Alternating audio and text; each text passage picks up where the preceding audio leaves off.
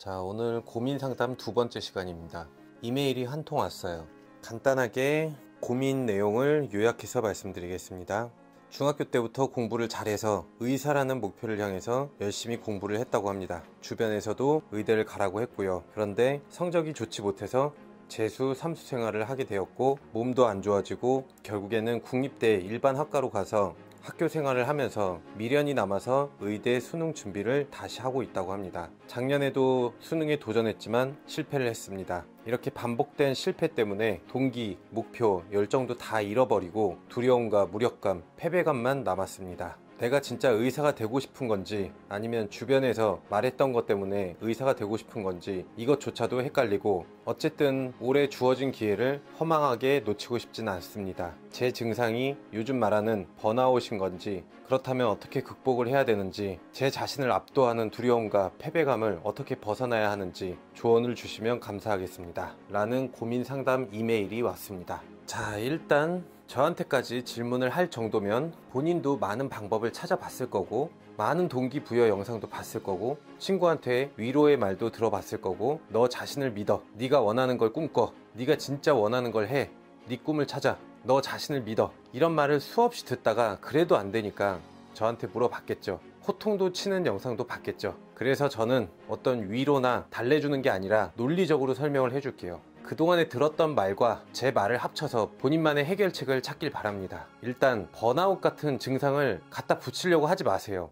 그냥 우울하고 무기력해진 거지 새로운 병명을 갖다 붙이면은 또 다른 해결책을 또 찾아야 돼요. 그냥 기분이 느껴지는 대로 기분 그대로 생각을 해야 돼요. 그냥 잘 안 돼서 힘들다, 불안하다 이렇게 생각을 해야 돼요. 그리고 먼저 의미를 찾아야 되는데 본인이 지금 느끼는 것처럼 이게 내가 원하는 건지 아니면 공부를 잘했기 때문에 주변 사람들이 권해서 그런 건지 잘 모르잖아요. 그런데 어찌되었건 올해 한 번 더 도전한다고 본인 스스로가 얘기를 했어요. 자, 마음속에 떠오르는 욕망 중에서 우리가 선택은 할 수가 있어요. 그런데 내 마음에 어떤 욕망이 생길지는 아무도 모르는 거예요. 내가 원한 건지 남이 시켜서 그렇게 된 건지 그게 중요한 게 아니라 본인도 의사를 하고 싶은 마음이 있는 거잖아요. 공부를 잘한다고 해서 주변에서 의사를 하라고 해서 다들 그걸 선택하지는 않아요.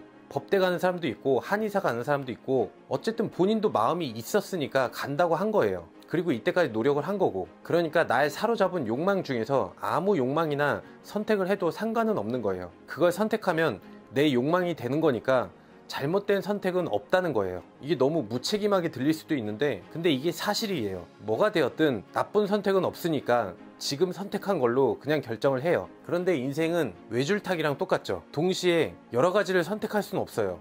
한 길로만 가야 돼요. 모든 것이 되려고 하면은 아무것도 안 돼요. 그러니까 일단 의대 하나만 선택을 해요. 자, 그리고 시간의 문제, 시간에 쫓기고 있을 겁니다. 시간은 주관적인 거기도 하고 시간이란 게 뭐냐면 어떤 사물의 변화의 흐름을 일정한 단위로 나눈 게 시간이에요. 그러니까 우리가 성장하는 걸 일정한 단위로 나눈 걸 시간이라고 하죠. 우리의 과거를 뒤쫓아오는 거예요. 기록을 하는 거고. 근데 이게 어떻게 된 일인지 어느 순간부터 역전이 돼서 우리가 시간에 맞춰서 살아가고 있어요. 이게 잘못된 거예요. 바로 나인 거죠. 내가 살아온 게 시간이에요. 그러니까 시간, 나이라는 것에 구애를 받지 말아요. 나는 내 시간표가 있는 거고 다른 친구는 그 친구의 시간표가 따로 있는 거죠. 여기서 내가 말하는 시간의 개념은 과거의 개념으로 말하는 거예요. 본인이 미래의 시간을 자꾸 생각하고 있는데 내가 아직 미래로 가지 않았기 때문에 그건 존재하지 않는 거예요. 그러니까 본인이 만들어서 고민을 하고 있는 거죠. 자, 시간은 여기까지만 하고 결국 중요한 건 이 두려움이라는 감정에 눌려 있다고 보면 될 것 같네요.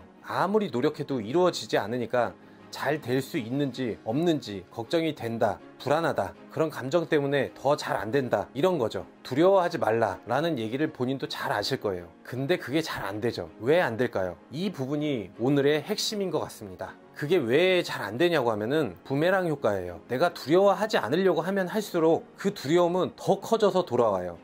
예를 들면 이런 거죠. 좋아하는 아이돌이 있어. 공부를 해야 하니까 얘 생각을 하면 안 돼, 집중하자 라고 하는 순간에 그 아이돌은 내 머릿속에 계속 눌러 앉아서 강하게 자리를 잡고 앉아 있는 거죠. 이게 왜 그런지 설명을 하자고 하면은 사람한테는 두 개의 마음이 있어요. 첫 번째 마음은 어떤 걸 하지 말아라 라고 하면 이 마음은 안 하려고 해요. 자제를 하고 억제를 하고 통제를 하려고 해요. 그런데 얘는 실제 행동을 하다 보니까 에너지 소비가 엄청 많아요. 얘를 조종자라고 할게요. 우리를 조종하는 애니까. 자, 그런데 문제는 다른 마음이에요. 얘는 어떤 걸 하지 말라고 하면 그 어떤 걸 중얼중얼 암기를 해요. 왜냐고 하면은 얘는 그걸 기억했다가 경고를 해줘야 되고, 그런 생각이 떠오르면 바로 알아채서 조종자한테 알려줘야 되거든요. 그런 임무를 가진 놈이에요. 얘는 특이점이 에너지 소비가 적어요. 아주 팔팔해요. 얘는 항상 그런 것들을 감시하니까 감시자라고 할게요. 결국은 이런 거예요. 어떤 걸 하지 말라고 하면 감시자가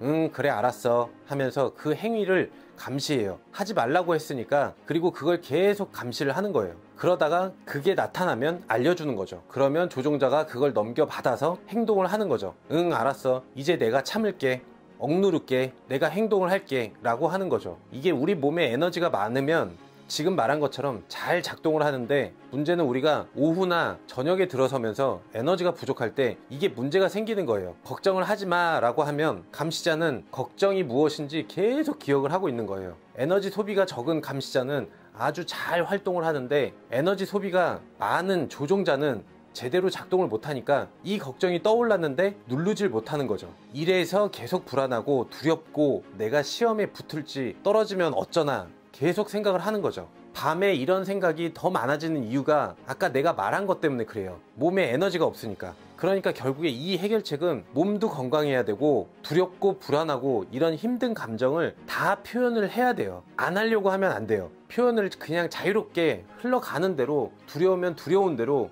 생각을 해버려야 돼요. 안 하려고 하지 마요. 이런 감정이 지금도 많다고 하는 거는 이런 표현을 이제껏 안 했다고 생각해 볼 수가 있는 거죠. 이런 말을 할 친구가 없다면은 일기장에다가 쓰든가 인스타에다가 예쁜 사진 올리면서 샵 두려움, 샵 인생이란 무엇일까 이렇게 써요. 이건 재밌자고 얘기하는 거고요.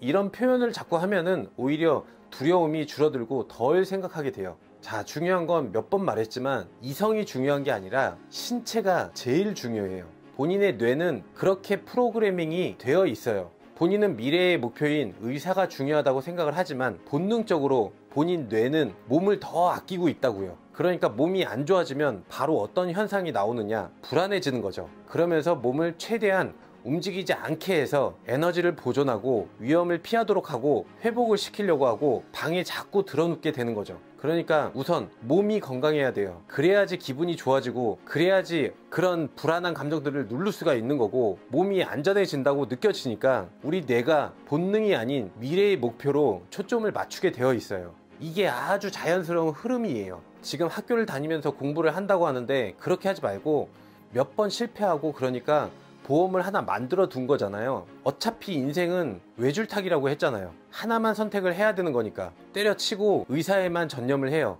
바로 직진을 해서 의대에 들어간 사람들도 있지만 본인은 굽이굽이 강물이 흘러가듯이 이리로 갔다가 저리로 갔다가 돌아가고는 있지만 중요한 건 방향이에요. 내가 어느 방향으로 가고 있는지가 중요한 거지 굽어가든 직진해서 가든 상관이 없어요. 아까 시간에 대해서는 얘기했죠. 내 시간표는 따로 있는 거라고. 남들이 60에 죽으면 본인도 60에 죽을 건 아니잖아요. 자, 그러니까 결론적으로 몸이 완전히 회복될 때까지는 학교 갈 시간에 잠을 더 자고 건강을 찾는데 더 노력하고 좋은 음식 먹고 분명히 운동도 조금이라도 해야 돼요. 가장 적당한 운동 시간은 5분이라고 밝혀졌어요. 하루에 최소 5분이라도 열심히 하면서 공부를 하세요. 건강해지면서 자신감도 생기고 의대에 꼭 가보고 싶다는 생각이 들게 됩니다. 자, 고민에 좀 도움이 되었나 모르겠네요. 사실 고민 상담이란 게 내가 아무리 이메일을 자세히 들여다본다고 해도 본인의 상황을 100% 알 수는 없어요. 본인이 뭘 좋아하는지,